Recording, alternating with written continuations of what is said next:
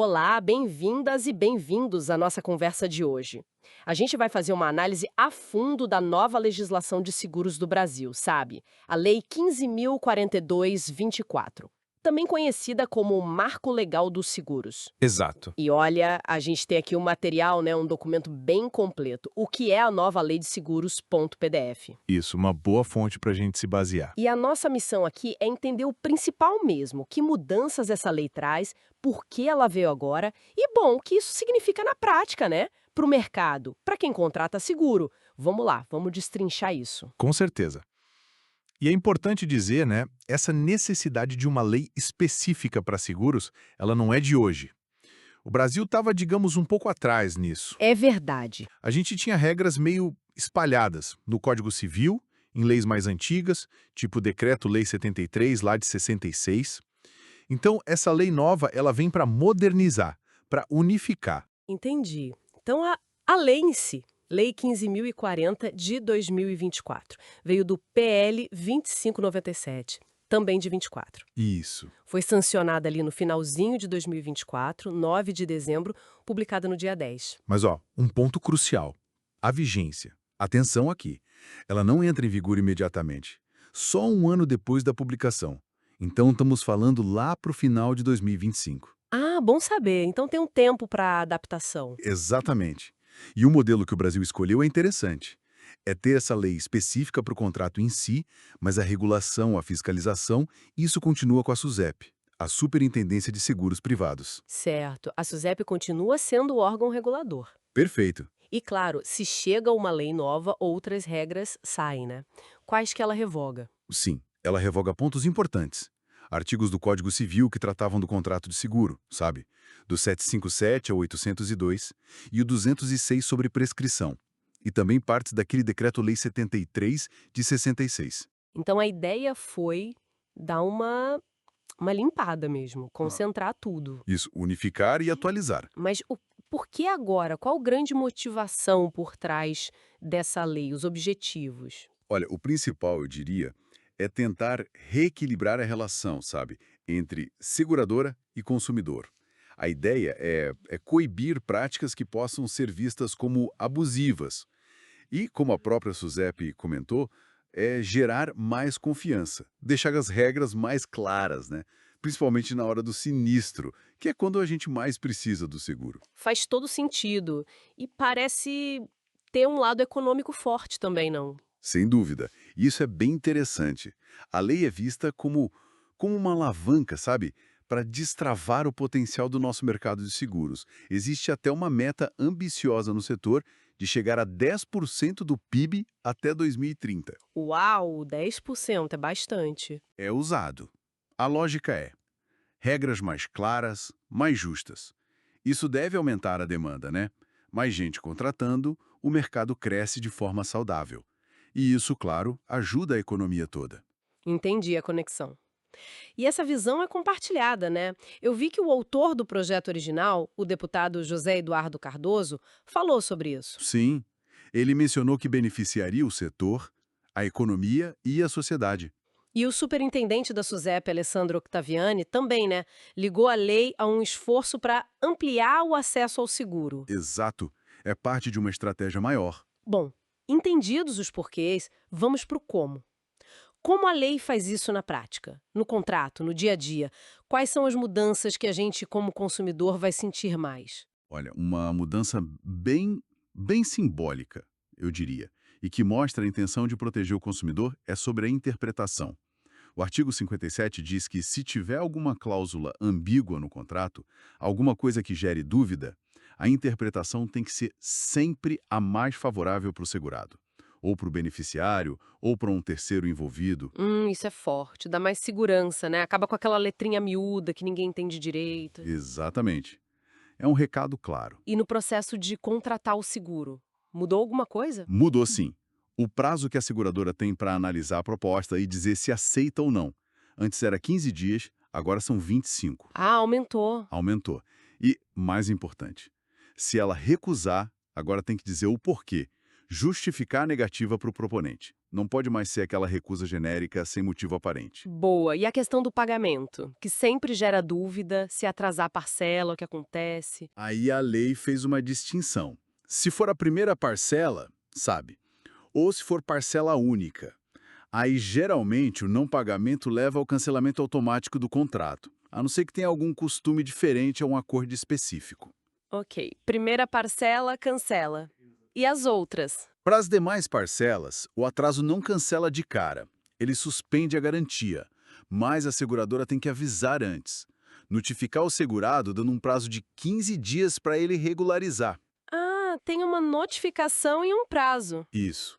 Só depois desses 15 dias, se não pagar, é que a cobertura fica suspensa. Não é mais aquela coisa imediata. Entendi. E do lado do segurado, quando acontece o sinistro, qual a obrigação? A lei reforça o dever de avisar a seguradora assim que possível, né? Contar o que aconteceu e também de tomar as medidas razoáveis para não deixar o prejuízo aumentar. O básico, na verdade. Certo. E se precisar ir para a justiça, onde entra com a ação? Outro ponto prático importante. A regra geral agora é que a ação pode ser no domicílio do segurado ou do beneficiário, o que geralmente é mais fácil para eles, né? Com certeza. Mas ainda existe a opção de escolher o domicílio da seguradora se a pessoa preferir por algum motivo. Ok. Então, olhando essas mudanças todas, parece que o foco é clareza e equilíbrio, certo? Exatamente essa é a intenção. Definir melhor os direitos, os deveres de cada lado. Prazos claros, né? Proteção contra ambiguidade nas cláusulas. Consequências lógicas para a falta de pagamento. A busca é por uma relação mais transparente, mais justa. Vamos afunilar um pouco mais agora. A lei traz regras específicas para tipos de seguro mais comuns, tipo seguro de vida? Traz sim. Para seguros de pessoas, tem detalhes importantes. Por exemplo, ela reafirma a liberdade total de você indicar quem você quiser como beneficiário e de trocar a qualquer momento. Isso já era assim, não? Era, mas a lei reforça. E faz um alerta importante. É fundamental avisar a seguradora sobre a troca. Porque se ela não for informada e pagar por beneficiário antigo, ela não pode ser responsabilizada. Entende? Ah, comunicação é chave. E se, sei lá, ninguém aparecer para receber a indenização de vida? Boa pergunta. Se em 3 anos a seguradora não achar nenhum beneficiário nem herdeiro legal, o dinheiro não fica com ela, nem some. Vai para um fundo específico, o FUNCAP, Fundo Nacional para Calamidades Públicas. Interessante. E sobre valor? Posso contratar quanto eu quiser. Vários seguros? Sim, total liberdade. Você define o capital segurado que quiser e pode ter quantos seguros de vida contratar, sem problema. Certo. Agora, um ponto que sempre gera debate. Carência e doenças pré-existentes. Como a nova lei trata isso? É um vespeiro, né? Sempre foi um ponto sensível. A lei tenta trazer mais clareza e principalmente mais proteção para o segurado aqui. Primeiro, ela confirma que pode sim existir um período de carência inicial, aquele tempo logo depois de contratar em que algumas coberturas, tipo morte por doença, ainda não valem. Ok, a carência inicial continua valendo. Qual novidade, então? A grande novidade, e isso é muito importante, é a proibição de exigir uma nova carência se você está só renovando o seu seguro Hum. ou trocando por um parecido, mesmo que seja em outra seguradora. Ah, isso é ótimo. Acaba com aquela insegurança de ficar descoberto a cada troca, né? Exatamente. Evita essa janela de vulnerabilidade. E a tal da doença pré-existente, aquela que a pessoa já tinha antes do seguro, como fica? Aqui a regra mudou bastante e ficou mais protetiva. A seguradora só pode negar a indenização por causa de uma doença pré-existente numa situação muito específica. Qual? São duas condições juntas. O contrato não pode ter período de carência para aquela cobertura específica e tem que ficar provado que o segurado omitiu a doença de má-fé, de propósito, depois de ter sido perguntado claramente sobre ela no questionário. Entendi. Então, se o contrato tem carência para morte por doença, por exemplo? Aí a seguradora não pode usar a doença pré-existente como desculpa para não pagar. A lógica que a lei adota é, se tem carência, ela já serviu como um filtro inicial para a seguradora, entende? Ela assumiu aquele risco após o período de carência. Nossa, isso muda muito a dinâmica. Evita muitas recusas que pareciam injustas, né? Exatamente. É uma das mudanças de maior impacto para o consumidor, sem dúvida. E tem mais alguma regra específica para o seguro de vida que vale destacar? Tem sim a questão do suicídio. Continua a exclusão nos primeiros 2 anos de contrato, certo? Mas a lei criou uma exceção. Qual? Se ficar provado que o ato aconteceu porque a pessoa estava sob uma grave ameaça ou tentando defender outra pessoa, aí a indenização tem que ser paga, mesmo nos 2 primeiros anos. Uma exceção bem específica, mais relevante. Sim. E outro ponto, atividades de risco. Trabalho perigoso, serviço militar, ato humanitário, usar transporte arriscado, praticar esporte. A lei diz que a seguradora tem que cobrir morte ou incapacidade que resulte disso, mesmo que o contrato tente dizer o contrário. Então, aquelas cláusulas de exclusão para certas profissões ou esportes perdem a validade. Pela letra da lei, sim. A cobertura passa a ser obrigatória nesses casos para seguros de pessoas. Interessante. E para quem já tem seguro há muitos anos, aquela pessoa fiel à seguradora, tem alguma proteção contra um cancelamento do nada? Tem. Se for um seguro individual, de vida ou acidentes pessoais, que foi renovado automaticamente por 10 anos ou mais, Sim. a seguradora não pode simplesmente chegar e dizer não quero mais renovar. Ela precisa avisar com 90 dias de antecedência. E o mais importante, tem que oferecer um seguro similar sem exigir novas carências. Ah, isso protege a pessoa de ficar na mão depois de tanto tempo. Exato. A única exceção é se a seguradora estiver comprovadamente encerrando as operações naquele ramo específico de seguro. Aí não tem como, né? Entendi. E os seguros coletivos? Aqueles de empresa, sindicato, associação? A lei também mexeu neles. Uma regra importante. Se quiserem mudar alguma coisa no contrato que seja ruim para os segurados, Sim. agora precisa da concordância de no mínimo 75% do grupo segurado. Dá bem mais poder para o grupo vetar mudanças prejudiciais. 75% é uma maioria qualificada. Bem qualificada. E outra coisa, a figura do estipulante, quem contrata pelo grupo, sabe? A empresa, a associação, Sim. a lei diz que tem que existir um vínculo real, anterior entre o estipulante e o grupo, que não seja só o de fazer o seguro. Senão o contrato pode ser considerado como individual na prática. Ah, para evitar aquelas associações criadas só para vender seguro mais barato, né? Exatamente. E um detalhe processual. Para a seguradora poder usar depois alguma informação que o segurado deu lá na adesão para se defender, é essencial que o formulário de adesão tenha sido preenchido pelo próprio segurado, não pelo corretor, nem pela empresa, pelo segurado. Entendi. E aqueles seguros que a lei obriga a ter, tipo DPVAT, embora extinto, ou outros? Para esses, a lei fala que eles têm que ter uma cobertura mínima, que seja suficiente para cumprir a função social para a qual eles foram criados. Não adianta ser obrigatório e a cobertura ser irrisória. Certo. Mudando um pouco de foco, mas ainda falando de tempo.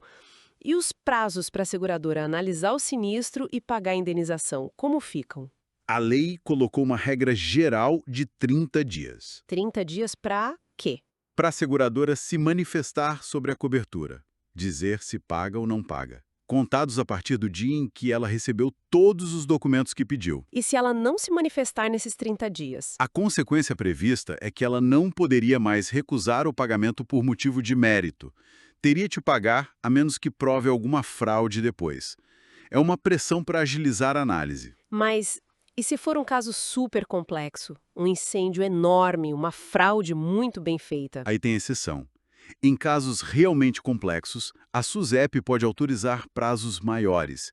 Pode chegar até 120 dias. Mas não é a regra. E para evitar que a seguradora fique pedindo documento picado só para ganhar tempo? A lei limitou isso também. A seguradora só pode interromper o prazo para pedir mais documentos 2 vezes, no máximo.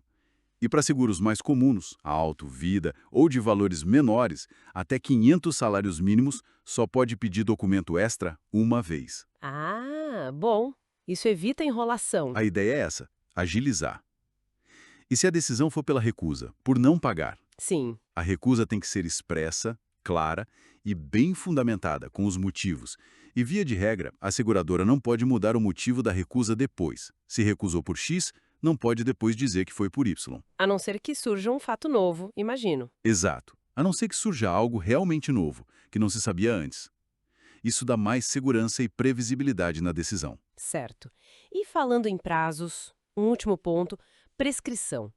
O tempo para entrar na justiça mudou? Manteve o prazo geral de 1 ano para o segurado processar a seguradora. Esse prazo de 1 ano vale também para a seguradora cobrar prêmio atrasado, para o corretor cobrar comissão ou para a briga entre seguradora e resseguradora. Ok, 1 ano para o segurado. E para os outros, beneficiários, terceiros? Aí tem uma diferença importante. Para eles, o prazo é maior. 3 anos para processar a seguradora. Interessante essa diferença. 1 ano para o segurado, 3 anos para o beneficiário ou terceiro. Sim, e isso levanta uma questão, né? Como a lei tenta proteger de formas diferentes cada parte. O segurado tem o contrato, a relação direta, prazo de 1 ano. O beneficiário ou um terceiro que foi prejudicado, às vezes nem sabia do seguro, demora mais para entender, tem um prazo maior, 3 anos, para poder buscar o direito dele. Faz sentido. Faz sentido. E você mencionou resseguro, aquela garantia da garantia, né? A lei fala algo sobre isso? Fala sim. Principalmente para proteger o segurado final, se a seguradora original quebrar, tiver insolvente. Sim. A lei prevê que o ressegurador pode ter que pagar a indenização direto para o segurado. E se o ressegurador adiantar algum dinheiro para a seguradora que está mal das pernas, esse dinheiro tem que ser carimbado e ir direto para o pagamento das indenizações. Não pode ser usado para outra coisa. Mais uma camada de segurança para o consumidor, então. Exatamente. Ufa, quanta mudança. Com tudo isso na mesa, qual é o clima no mercado? As seguradoras estão animadas, preocupadas? Olha, é um misto, eu diria. Existe um reconhecimento de que a lei traz desafios grandes. Afinal, elas têm esse prazo, até o fim de 2025, para se adaptar totalmente. É, tem que revisar tudo, né? Apólices, sistemas. Tudo. Treinar equipes, ajustar processos internos. Representantes do setor, tipo da CNSEG, a confederação, falam que esse novo equilíbrio que a lei busca impõe desafios, claro, mas também oportunidades. Exige estudo, diálogo, cooperação para aplicar a lei corretamente. Mas as metas de longo prazo continuam: garantir a solidez do setor, proteger o consumidor, aumentar a transparência e, claro, cumprir a nova legislação. Então, amarrando tudo isso que a gente conversou, qual seria a grande mensagem dessa nova lei? O saldo final. A visão que parece predominar e que a gente vê em análises de especialistas, como a Márcia Cicarelli, do Demarest Advogados, que você citou, é que a lei é sim um avanço. Ela consolida regras que estavam muito dispersas, o que é bom. Ela fortalece de fato a posição do consumidor em vários pontos-chave e busca modernizar o setor como um todo. O grande objetivo por trás de tudo isso é diminuir a simetria de informação, né? Aquela diferença de conhecimento entre quem vende e quem compra. Aumentar a confiança mútua e, com isso, destravar o crescimento do mercado de seguros para que ele cumpra melhor o seu papel social e econômico. Perfeito. Então, resumindo nossa conversa de hoje, temos aí uma lei nova que chega para modernizar, para buscar mais equilíbrio na relação consumidor-seguradora, trazer mais clareza para as regras do jogo Exatamente. e, no fim das contas, a aposta é que isso impulsione o mercado de seguros no Brasil. Acertei? Certíssimo. É um passo bem significativo para alinhar o Brasil com práticas internacionais e, o que é talvez o mais importante, para construir uma base de confiança mais sólida entre quem oferece e quem precisa de seguro. Fica então uma reflexão final, né? Para quem nos ouviu, com essas regras mais claras, com essa proteção que parece ser maior para o consumidor, como será que a percepção e o uso de seguros vão mudar no Brasil nos próximos anos? Será que a gente vai ver mais gente buscando seguro, buscando coberturas que antes talvez gerassem um pouco de desconfiança? É algo para a gente ficar de olho, com certeza.